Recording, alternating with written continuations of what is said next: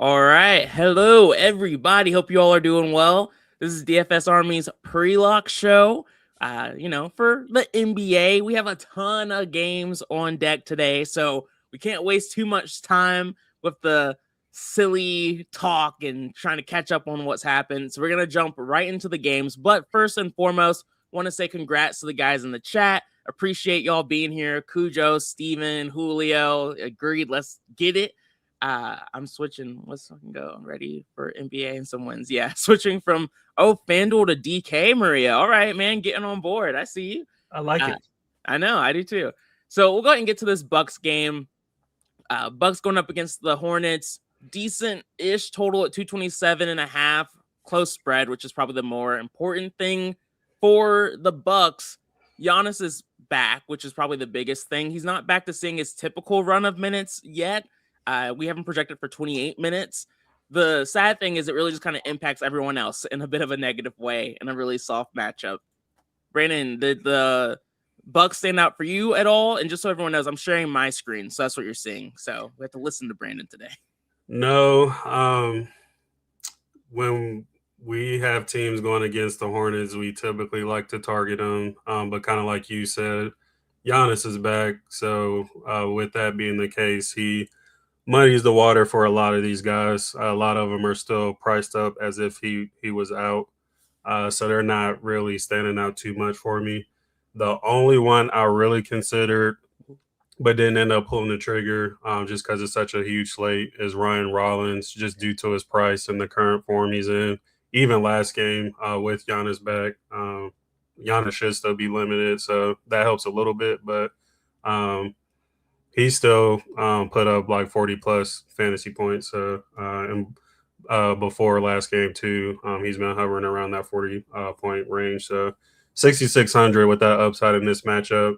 I definitely don't hate that as a low on GPP punt, but outside of that, I just can't get to anyone else here. Yeah, I'm with you. I considered KPJ, but he's super priced up for Giannis being back. I think we have the correct projection here around 40-ish points, so we're not really getting we're paying the premium for him. And then I'm with you too. I almost thought about Ryan Rollins, but ultimately didn't pull the trigger. There's just some other guards like a bit more on this slate. You have to pick your battles here on this one. Next up, we have the Hornets, who I like a little bit more. The Hornets, they are without Knipple, so that's going to be a boost to the guards, Miller, Bridges. Ryan Kalkbrenner's out, so Diabate should continue to start. And then Sion James is questionable. That's a slight boost to guards if he does end up getting ruled out. Anyone stand out for you on this side of the game? I wouldn't say really standing out, but I do have a couple guys. Diabate, of course, his price is getting up there, but he should still dominate the minutes at the 5 position. And ever since Kalkbrenner has been rolled out and he's kind of been taking over, even Plumlee, he has looked good every single time. So I don't think 5,300 is out of the question for how he's been playing. So definitely want some exposure there. And then I thought about forcing in LaMelo, but I didn't get there.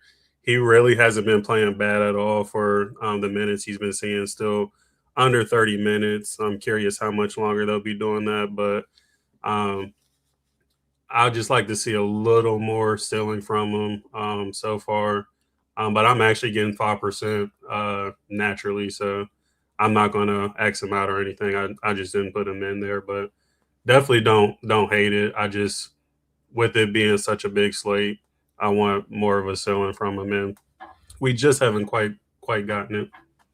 Yeah, wow, I didn't realize I had this 20% min on LaMelo. It makes me question it.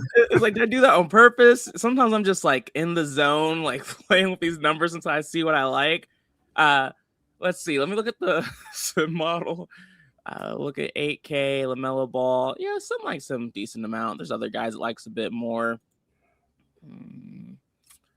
Let me see. Maybe I have to just think he's going to be higher owned than we have him. That could be it. LaMelo Ball. Yeah, I think No, I think he'll probably be around like 10%-ish, and I just want it to be double the field. So yeah, I did just force LaMelo into being a leverage play. It's a little scary to have 20% of a guy like him on a however many game, 10, 11 game slate. It's 10 game slate. But at 8K, he's a little priced down. And with no con Knipple, the Bucks don't scare me from a defensive standpoint. He's someone I am comfortable going that heavy on. So he's going to be a leverage play for me tonight. I'll write him up a little bit on the sheet. And I thought about Bridges, Miller. I just think there's some better plays there, but they're viable on this slate. Diabate, I put a 10% min on him because he wasn't showing up for me, and so I just wanted to make sure he was in the mix a little bit. Dixon, man, electrical pole got knocked down next door, so you're sitting in the dark with no power, no water, no heat. Are they fixing that today, man? Damn. You are in my thoughts, man. I wish you nothing but the best. Hopefully you can stay warm wherever you are. Ballaholics, Jules, Kevin, Wagwan, good to see y'all. All right, so yeah, that's the Hornets. They're showing up exactly where I have them with those mins. Next up, we have the Suns going up against the Wizards. I'm laughing a little bit because these Suns, man, have been a pain in my ass, I feel like, all season. From an injury news standpoint, we have Grayson Allen ruled out. Mark Williams is still suspended. Ryan Dunn, we got the news he's out. And then Jalen Green's been out for a while. Really soft matchup here. Decent total at 233, widespread, which is a little concerning, but no one's too expensive here. What are you doing with these guys? Yeah, you really don't have to do too much here. It's a great matchup, and it definitely helps that Mark Williams is out for getting in a fight with Jose Alvarado. That Love was to see it. kind of crazy. But yeah, He's a big man. People were criticizing him for like a little floppy with the hands, but he's a big guy. Like it's hard for him to hit the smaller guys. Don't judge him. Big height difference for sure. Yeah. But yeah, great spot for all these guys. So I really didn't manually do anything. I definitely there's a couple guys I have strong feelings on, and everybody else is just kind of meh with how volatile they are. Of course, the first one is Oso. He's usually the next guy up behind Mark Williams, and definitely dominating minutes over Nick Richards. He just is playing better than him overall. So they've definitely kind of given him the torch as a second five on this team. And he looked really good last game when Mark got ejected. So definitely one of the best value plays on the slate. Devin Booker is Devin Booker. Didn't have to do much there. He's a guy who can either break the slate or tank your line with a pretty scary floor. So currently at 45% there. So I'm just going to eat that with his price and the matchup. Royce O'Neal is another volatile guy. We've seen him tank our lines many times, and there's times where he surprises the field and just absolutely smashes out of nowhere when you least expect it. So no strong feelings there. I do like Gillespie quite a bit. This dude has just been balling. He's been given a lot of opportunity, and there's even games where he's looked better than Booker. So definitely I want to make sure I have exposure there, and I am at 23%, so slightly over the field there. Good one is another volatile value play. He's been fairly solid recently, so definitely don't mind him at 4,300. Currently at 28% there. Brooks is one guy I didn't make sure at fill weight. We've definitely seen him have smash games, but I kind of like him a bit more when Booker is out. But I understand if you want to at least be full weight there. I think he was the only one where I was under. Yeah, I'm at 2% now, so I'm okay with that just due to the size of the slate. And then there's always merit. It's very risky and only recommended if you're doing 150, but usually when we're in situations like this with bigs, especially when they're chalky, there's always merit to playing the backup because if for whatever reason he gets into foul trouble or is just sucking, there's a possibility Richards can kind of outplay him, and he's only 3K min price. So definitely don't hate that punt, but like I said, it's kind of like a gummy play to me. Yeah, that's a good way to think of it. It's literally a dart throw if you do it, but there's like a rhyme or reason behind it. It's not something you can play and expect a lot, but it's like, hey, there's a world where this can work out. I think that was a great way to present it. This Phoenix team is weird. I never thought there'd be a day where I have a min on Dylan Brooks, but I don't have a min on Devin Booker. The way I'm kind of viewing this slate is most of my value is consistently coming from the Hawks and the Suns. And then in all the other games, I'm really kind of figuring out who are the studs that I want to force in. And so I have these mins, but most of them you shouldn't need. I just wanted to kind of give myself peace of mind to make sure that these guys are showing up where they are as I made other changes throughout the slate. So Devin Booker is just not a priority for me at all. He's showing up in 11% of my lineups, and I'm not going to change that. He's showing up some. That's enough for me. He's just never a priority for me. Colin Gillespie is the opposite. Like you said, I have a 25% min on him. I want to be over the field. He's someone I believe in a bit more at this point in a soft matchup. Dylan Brooks at 6,200 isn't someone I feel the best about playing, but he also has been a little bit more consistent. So I just like having him in the mix. So I have a 10% min there. Same story of Royce O'Neal. I don't trust him, but I still like having exposure to him in a soft matchup.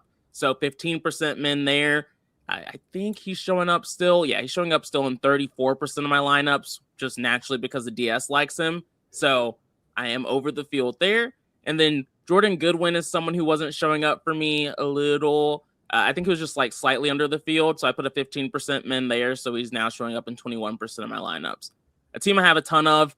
Oso is borderline a core play for me. I have 52%, more than double the field. That's enough for me there. And then I didn't take the shot on Nick Richards, but it does make sense. And then that's it. I like the Suns tonight. I don't trust them, but I like them. Other side of this game is gross to me, at least. Curious to see if you agree. For Washington, we have Keyshawn George out. Chris Middleton, we found out, was out. Middleton getting rolled out is like a slight boost to guys like Coulibaly, Champagnie. And then with George out, that's when sometimes we see guys like CJ McCollum have a really big game. I didn't force exposure to the Wizards. I just couldn't do it. But did you take a shot on like a CJ McCollum or someone like that? Not him, just due to his how volatile he is. I do like his price, and he definitely has the potential to pay that off. But again, you just have to be kind of selective on such a big slate. I did, however, force in Champagnie and Trey Johnson. They're just two value plays who should get a lot of minutes tonight, and I wanted to throw in some lower on value. Just to make sure I have some lines different from the Atlanta chalk, because that's where pretty much the entire field will be tonight. So whenever we have other value plays in a decent spot who sees a lot of minutes, especially Champagnie, last game he saw 25 minutes and put up 30 fantasy points. So guys like him with that kind of potential at this price definitely want some exposure in my lines. Yeah, it's interesting. Champagnie, he shows up by himself for me, but I'll put a 13% min on him just to kind of be in the mix. And I like Trey Johnson as well, so I'll follow you on that. What you put on him? 10, 15? Yeah, just 10 on him. I actually might do 15 on Champagnie and just 10 on Trey. Yeah, I like Champagnie significantly more, just given the price difference, but they both are viable plays here. All right. Next up, we have the Golden State Warriors against the Nets. For the Warriors, when they are healthy, they're a pretty easy team for me not to think about too much. Let me double check that we don't have any injury news here. Yeah, it's just Al Horford, who's been out for a bit. You like any of these guys? Nope, like you said, this is one of the easier teams for me to just kind of move on from. DFS wise, they're a nightmare to play with how they do their rotations, and everybody's healthy too. So, yeah, pass for me tonight. Yeah, hard pass.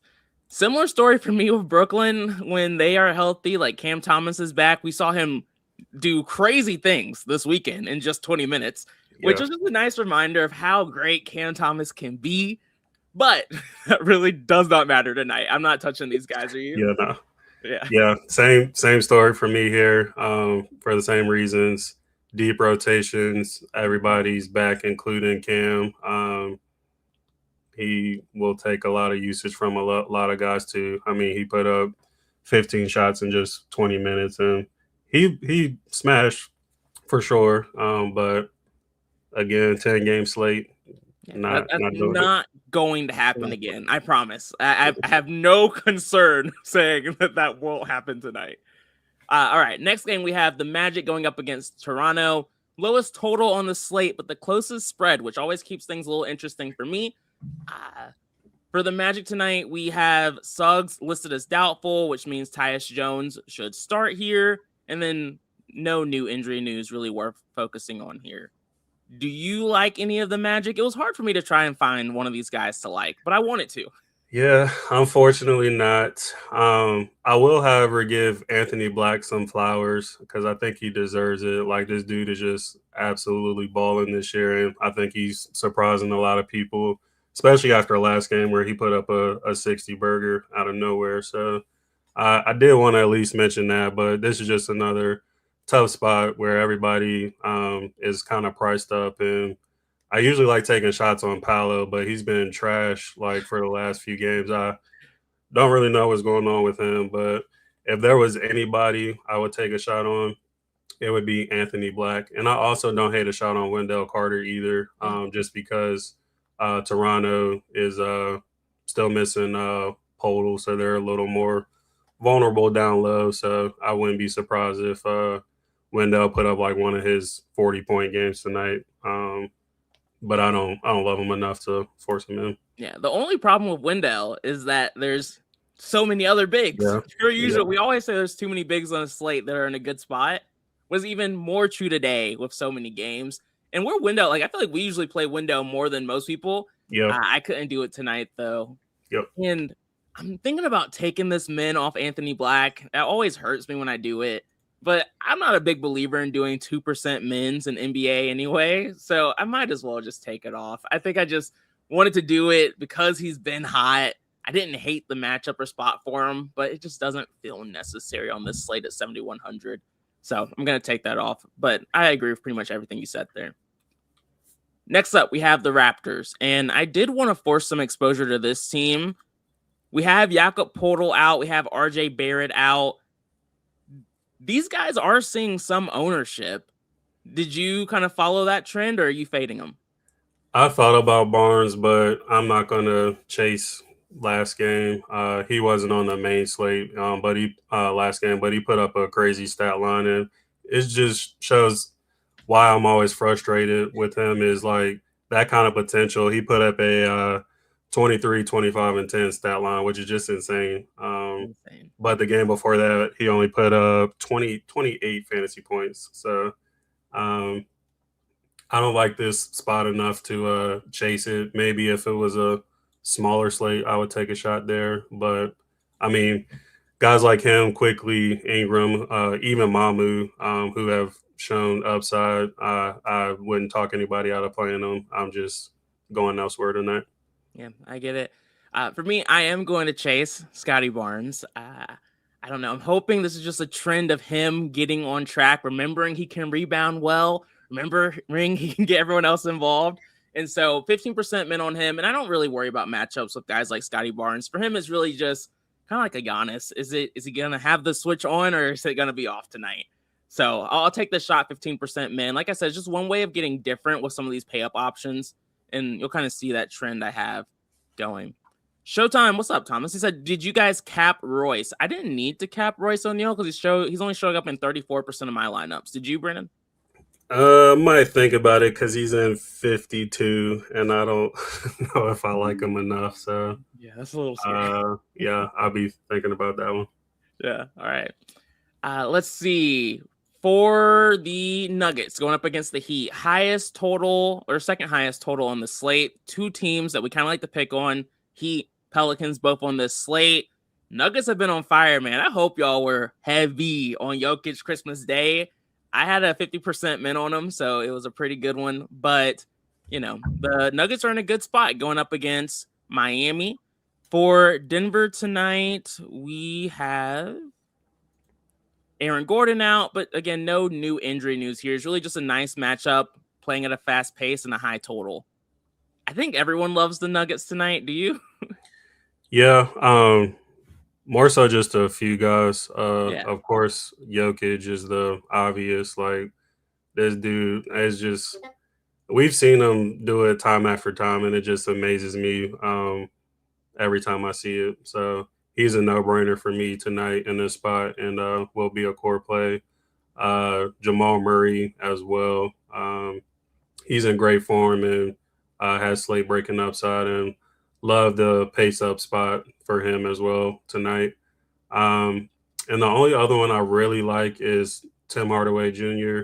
He's kind of stepped up with some of their guys that they've been missing, playing a ton of minutes and been hovering around 30 fantasy points. So he's still too cheap at 4,500 with the current form he's in, which he was popping naturally for me, but I ended up putting a 15% man because I want at least that much of them tonight in. I didn't really get anywhere else. Let me see if anyone else is popping up. 1% Peyton Watson, which I have no strong feelings about him. And Bruce Brown can be another low owned value play. You can get in the mix in this spot. We've seen him have decent games, but he is volatile. So got to be careful going too crazy there. Yeah, when I say like I love the Nuggets, to me the Nuggets are really just Jamal Murray and Nikola Jokic. Like everyone else, they're just there. Sometimes you'll see guys like Tim Hardaway, Spencer Jones, Bruce Brown pop off, but from a DFS perspective, it's just Jokic and Murray for me here. I have a 60% mid on Nikola Jokic. He's my favorite pay up option on this slate. He is chalky, but he's not so chalky where I'm matching the field by having 60-70%. I'm still going to be like close to triple the field here. So I really like having exposure to him. And then Jamal Murray, he shows up by himself. He's in 52% of my lineup. So basically double the field there too, which I like. I like these guys in this matchup. So I'm not going to overthink that one. Bam taking Joker to the woodshed tonight. That's wild. I need money. That's a crazy statement to make. He might be able to slow him down, but I don't even. Jokic is another guy. I'll kind of put in that Giannis territory. It's just kind of like, what does he want to do today? Like, does he want to be aggressive and score, or does he just want to facilitate? Let me see. I don't know if like how like I don't think Bam's ever really shut down Nikola Jokic. I can't Mm, imagine that. What do you think, Brandon? no, no, Like that's just I not don't see Bam's it. game anymore. Literally, I don't. I was just looking back at some of the Miami Denver games, and like I don't think Jokic has ever not really put up 70 plus against Bam. Maybe tonight's the night, man. I need money. If you're on top of that, it's a really good slate where if you don't like a super chalky play, the best thing to do is to not play it, and you are automatically getting different. So I'm never going to tell you to not fade the chalkiest player on the slate, but I'm not. All right, next up we have the Heat, and this is just a team I don't like when they are healthy. I'll play the hell out of them when when they're missing multiple people, but when they're healthy, I'm just not going to look there. Tyler Hero's out, but he's been out for a while. Do you like these guys more than I do? No, I do not. But I am taking a one shot on one guy, and that's Okay. just due to pricing. And it might seem gross because it kind of is. But Andrew Wiggins, 10% min, he's 5,800, and I know Bam is back, so he'll take usage of course. But I do like this game environment overall, and I think it's a good enough spot to where he can smash. Um, these games were without Bam, of course, but last game we saw him almost put up 50, and then the game before it was right under 40 fantasy points. So uh, again, I know Bam is back, but 5,800, I think he can do enough to where he won't kill you at this price. Everyone else, like Powell, I consider just because he has decent upside too, but 7K is a bit harder to stomach over 5,800. So that was kind of the difference maker for me there. And uh, consider Davion at 4,600 too, because he's just getting cheaper and cheaper, but he really hasn't shown enough upside for me to want to force him in. So didn't get there either. So yeah, just Wiggins for me is just due to the price. Yeah. For a long time, I feel like most of this season, because the Heat are usually one of the higher total games, I've been forcing exposure to both sides, and I'm tired of it now. I'm just gonna play whoever the Heat are going up against. You're right though, like on most slates, we usually see one or maybe two of these guys get there, so I don't think it's crazy to take shots there. All right, next up we have Minnesota going up against Chicago. Total is 243.5. Another high one that I like. I like most of these like 240 games here. Bulls are bad defensively. Only thing that's kind of tough for Minnesota is that they play at a little bit of a slow pace, and so sometimes it's hard for multiple guys to get there from this team. But how are you treating the Timberwolves tonight? Yeah, so I am taking a shot on Ant, of course, which you mentioned it before. We just have a lot of value, and he is a stud that I just want to make sure I have him in my lines tonight with his upside, especially in this game environment, softer matchup, and should be paced up a bit for him. So definitely like him tonight. And I am taking a shot on Rudy Gobert. I know he can be scary, and I know we have a lot of other center plays tonight, but Chicago is pretty weak defensively. They're a smaller team overall, and Gobert kind of has the size advantage over Vooch. So definitely willing to take a shot at 6,200. And I was considering Randall, but I'll probably just take a pass on him. He is just a little too up and down for me right now. But Yeah, yeah, pretty much is Ann and Gobert for me. I'm with you. I was so close to putting that 10% Yeah, min on Rudy. It looks so nice. It looks yeah. so good. Love picking on Vucevic, but I ultimately didn't do it. But obviously, my soul still wants to. Osid said, if running 3 Denver players, do you need a Heat player as a bring back? So I'm assuming that's the lineup that looks like Murray, Jokic, um, THJ. What are your thoughts on that, Brandon? No, I don't. I mean, sometimes naturally it happens, especially in a good game environment where there might be times where both sides look really good. But I mean, we just kind of spoke about Miami, and neither one of us really love them. So I don't think it's necessary. I'm not too big on forcing in bringbacks at all. Yeah, I also don't. I mean, I'm not gonna make a rule against it, but I don't love having 3 Denver players tonight. So it's just not a build I'm really kind of going for, but it could definitely still work. For me with the Timberwolves, I'm really just prioritizing Ant. I have a 20% min on him. Was 25. I brought it down a little bit just to allow some other studs to show up a bit more. And then no one else is showing up in these lineups naturally. So it's really just Ant for me here. But I think you're right. Like Julius Randle, Rudy Gobert, very viable. Next up, we have the Chicago Bulls. They have a tough matchup here.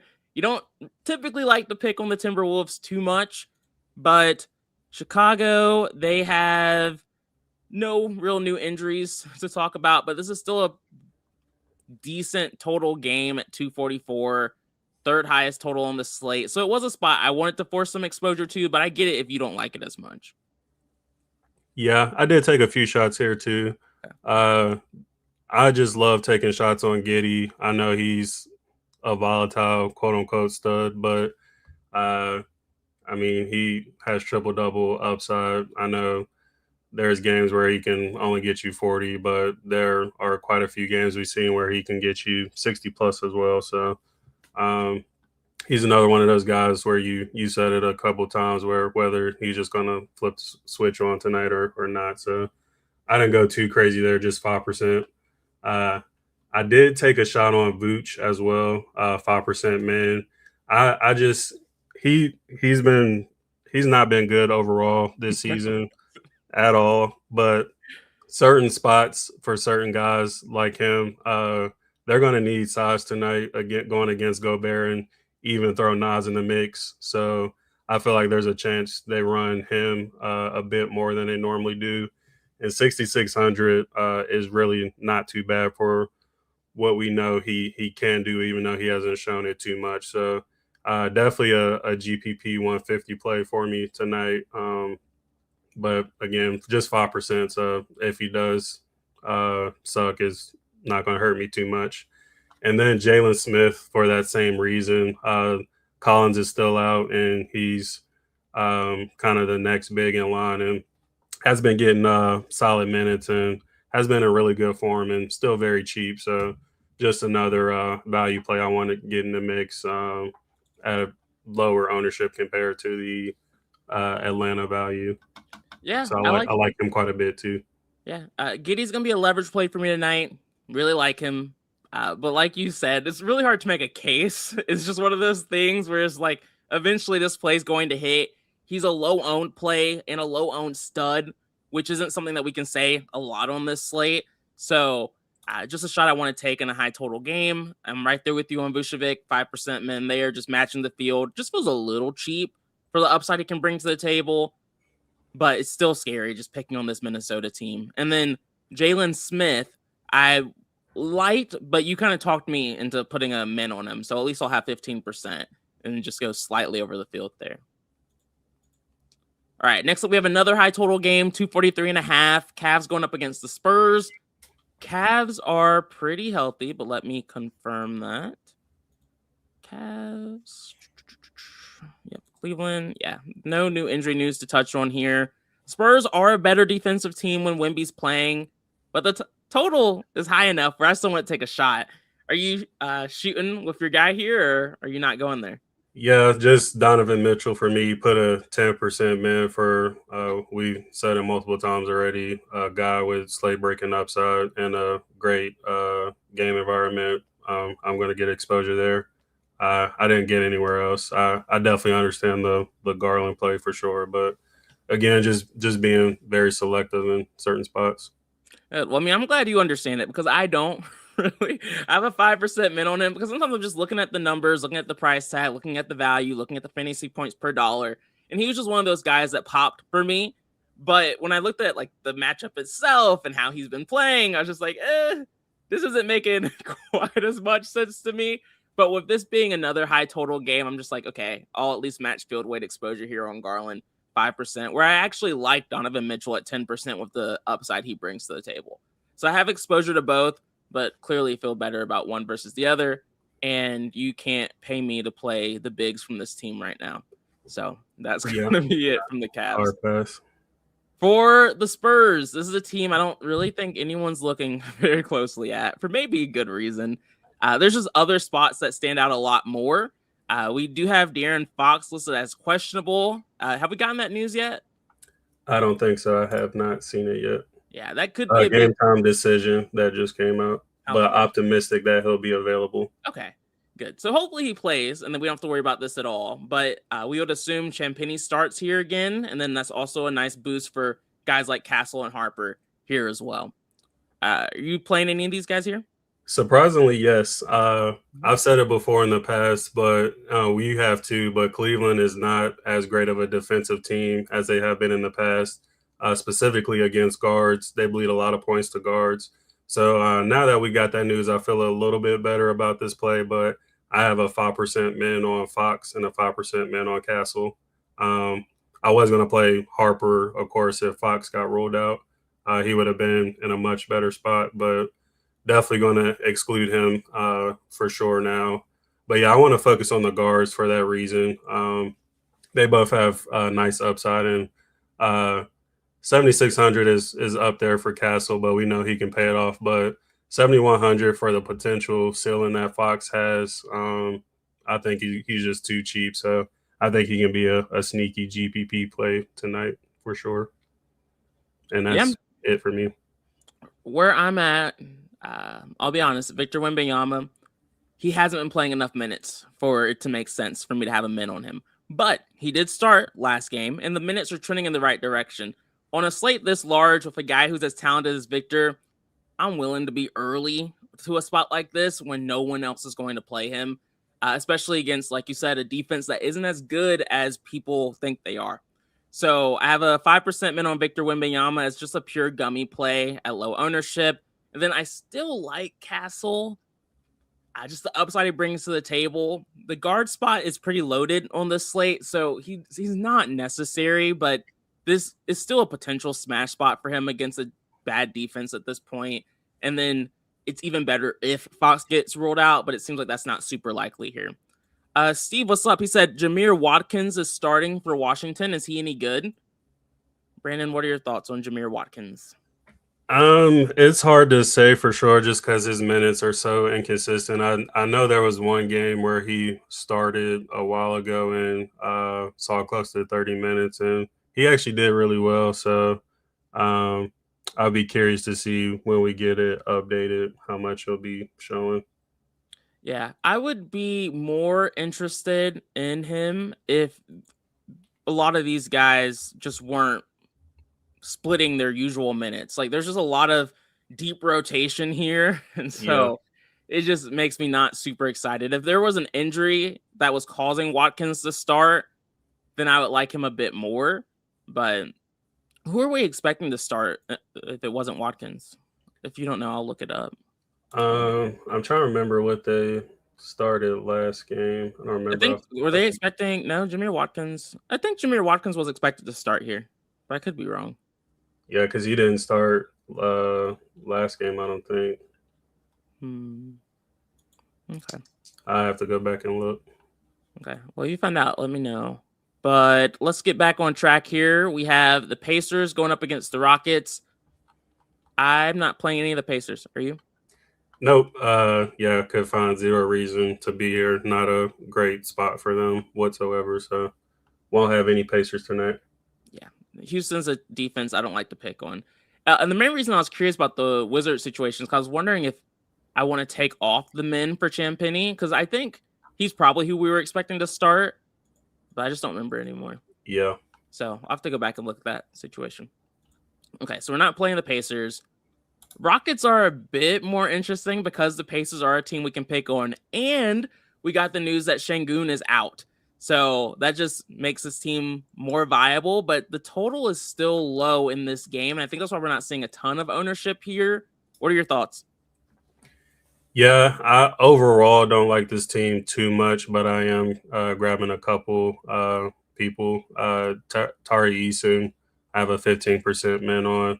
It does suck that he's being capped around 25 minutes, but he's a great points per minute guy. In this kind of spot, I would not be surprised if he smashed. And then I have a 10% min on Steven Adams.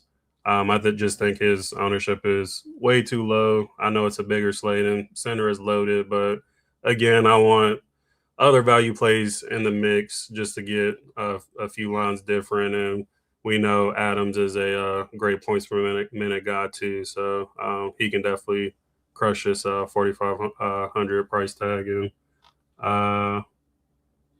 I don't hate a shot on KD if you really want to play like one of the higher price guys. He looked fairly solid last game without Şengün, but still didn't quite get there at the price he's at. But he'd probably be the only other one I would take a shot on. I think Amin is still a bit too expensive for how he's been playing. Yeah, I understand that. For where I'm at with this team, Amin's ownership is dropping fast. He was at 9% ownership earlier today. Now he's at 7. And then I see other spots in the industry, they have him at like 6. So I don't need 20% Amin Thompson. I'll be good with 15, which is honestly where I wanted to have him earlier. KD, I think I'm just anti-KD at this point because all he does is score. I just need players who do more than that. He did smash earlier last week, so he definitely has upside and ceiling, and he's not too expensive. So like you said, I get it. I'm just not doing it. Amin will be a leverage play for me tonight. I just like Amin when he's low-owned and everyone's kind of tired of his BS. That's when I'll get on board. So leverage play for me. I do expect him to have more ball handling duties, and against the Pacers, I don't know. I like the spot for him. So leverage play there. Reed Shepherd's just a cheap guard I have in the mix. Not my favorite by any means on this slate. So 5% men just to kind of have some exposure to him. Again, looking for ball handlers in this spot. I think it's a good matchup against the Pacers. And then I'm with you on Terry Eason, 15%. Steven Adams is technically a leverage play. I have a 10% min on him. Want to be double the field as just a very viable big. Maria Joker. Jokic. Yeah, I'm not even assuming close. large field GPP. Victor Wembanyama is a gummy play, his minutes aren't consistent enough yet for that to be like a real like 1-for-1 question. When his minutes are more consistent, we can look at it, but for now it's Jokic. Do you like D'Anthony Melton? I didn't really think about Melton too much this slate. Do you, Brendan? Nope. I don't play Warrior turds unless I have to. Yeah. Need a gun to my head for that choice to happen. All right. Next up, we have the Knicks going up against the Pacers. Only 2 games left here. I love picking on the Pelicans as much as I used to love playing a lot of Dairy Queen. For the Knicks tonight, they are still without Josh Hart, but they have a great matchup here. I'm sure you're playing a lot of these guys. Who are you prioritizing? I wouldn't say a lot, but definitely a couple. Carl Anthony Towns. Let's I won't go. I won't talk too much about him. I'll just say when he's in a good spot, I'm going to play him. Yeah. This is a great spot. Pelicans are bad overall defensively, but especially down low. So he should smash, and 8,900 is just too cheap. So didn't need it, but I have a 30% man just to not go below that end. He's currently showing at 55% in my last run. So we'll have quite a bit of him. And then Jalen Brunson, just another upside play. I don't like his price at all because recent performances, he really hasn't been paying it off. But this matchup is just too soft, and his chances of getting there is definitely higher tonight. So just one exposure there. And then I did think about Bridges and OG, but didn't get there. I usually like that when they're in the 6K range. If it was a smaller slate, I would take a shot, but I didn't. Yeah. I agree with a lot of what you're saying. For me, I'm not. Cat's been good the last couple of games. He had that one downer against maybe Cleveland, but he's been good. And when he's hot and he's focused, I'm like, you know what? I'm on the train. I'm ready to keep going. So Cat, I like a lot. 40% min there. I almost put a 60% min on him just to force him into being a core play, but I already did that with Joker, so I'm not going to do that to 2 players. But I do still like both of them a lot. Jalen Brunson have a 15% min on. Like you said, I just like the spot for him. The price tag's a little tough to get past, but being at 15% ownership shouldn't hurt me too much one way or the other. And I did take a shot on OG Anunoby without Hart. He does see an increase in usage. The matchup is so soft, he should be able to dominate, especially this front court is what I like to pick on. What I worry about with Bridges is that he's very shot dependent, and it doesn't really matter what the matchup is for Bridges. It's just usually not falling, but he's not a crazy dart throw for me either. What's your exposure to Jokic? I have a 60% min on him, and he's showing up in 60% of my lineups. Where are you at with him, Brandon? Yeah, I'm like right below 60%, so not too far off. Sweet. Pelicans are kind of gross because Zion Williamson came back, and like a lot of these teams, they just have a deep rotation now. How are you treating them? I am getting a little bit of Trey Murphy. I didn't force him in. Right at close to fill weight at 12%, so I'm definitely okay with that. I see I got 3% Fears and 1% Zion, so I have a little bit showing, but I don't like this team enough to force him in. I was kind of shocked. I mean, I guess I'm not shocked at Zion's ownership. I think people see that 7K tag and they're like, oh, wow, that's really cheap for Zion, which it is, but he's still playing under 30 minutes. And at 7K, he still needs 42 fantasy points, and he hasn't reached out at all. So he's been close, but on a slate this big, he's not showing enough ceiling for me to feel too strong about him. And I also don't like the spot enough either for him. So Right there with you. I don't actually like anyone from this team, but Trey Murphy popped for me a little bit from like a research standpoint. And so I put a 15% min on him to make him slightly over the field, but I personally don't love it. Knicks are just a good defensive team. Last game on the slate is probably the one that we probably should have spent the most time on. We have the Hawks, and then I might have gotten rid of my injury news tab. Atlanta, they don't have Jalen Johnson. They don't have Trae Young. And then Porzingis has been out for a minute. Tough matchup here. Widespread, which means the expensive players are a little bit harder to trust. That's more of like a GPP play. And then like the cheaper guys, chalk, definitely far from consistent players here. But because they're so cheap and with two superstars off their team, they are seeing an increase in usage. What are you doing here, Brandon? Yeah, just to keep it short, because I know we're running tight on time. This is a very gross matchup. All the value plays on this team, they are not consistent whatsoever. But like you just said, they are missing two of their top stars. So going to be a lot of minutes up in there, a lot of usage. I will say their main guys like Reese Shea, Naw, Dyson, Okongwu, those are the ones where you kind of want to play with caution because those guys are going to be the ones to be pulled first if this spread does hold true. So definitely not going too crazy on them. I actually won't have any Okongwu, but I do have 15% Reese Shea showing and 14 Naw. There is a world where they can definitely still smash at their prices without this without Trae and Jalen, but just don't want to go too crazy. As far as the value, whatever the DS gives me, I'm going to let fall. I don't feel overly confident in anyone, to be honest. So, yeah, DS is going to dictate on how much I get of those guys. Yeah, and the thing, Reese Shea is value, which I like. He's 3,800. If he was more expensive, I would be questioning it, but I'm not. I have a 5% min on Okongwu. We've seen what he can do at this point, even in tough matchups, and so I'm just gonna have some of that at low ownership. Similar situation with Dyson Daniels. I'm excited to see what he does about Jalen Johnson and Trae Young. I think he should take on more responsibility here, but that's just me playing coach, and so I wanted some exposure to that. No, I'm with you, 20% min. He's probably the one I'm most worried about because I have the most exposure to him in this upper range. Reese Shea is showing up in 22% of my lineup, so I'm slightly over the field there, even though it looks like our ownership updated. So I need to refresh and see where he's showing up. Ideally, I'll be over the field on him, so I'll go ahead and put a 30% min there. Vit, I don't trust, I don't love, but he's decent value on this slate. We have enough time. I'll look at this right quick. Yeah, I have a 30% min on him because I just think he'll be higher owned. I think this is going to be closer to me just being around field weight exposure. And I don't know how to say his name, but I think it's Asa Newell.